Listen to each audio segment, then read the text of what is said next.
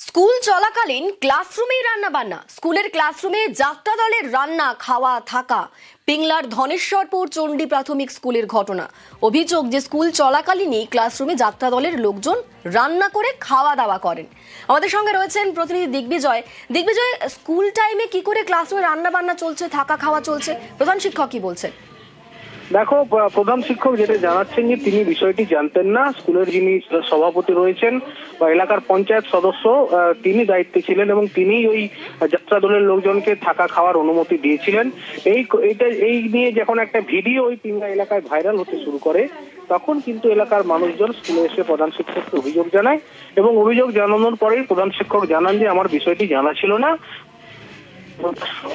এখান থেকে এবং ভিডিও ভাইরাল হতেই কিন্তু এলাকায় এই নিয়ে শোরগোল শুরু হয়। বেশ, ধন্যবাদ।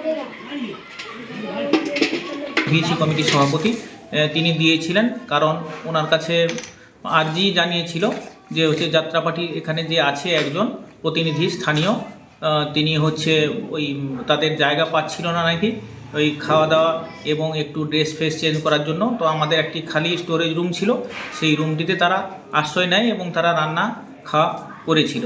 তো এখানে স্থানীয়রা অভিযোগ করতে আমরা আলোচনা করে দেখলাম যে এটা ঠিক নয়, রাখা ঠিক নয়। আমি না বলে দিয়েছি থাকার জন্য, আর থাকতে দেবো না আর কি।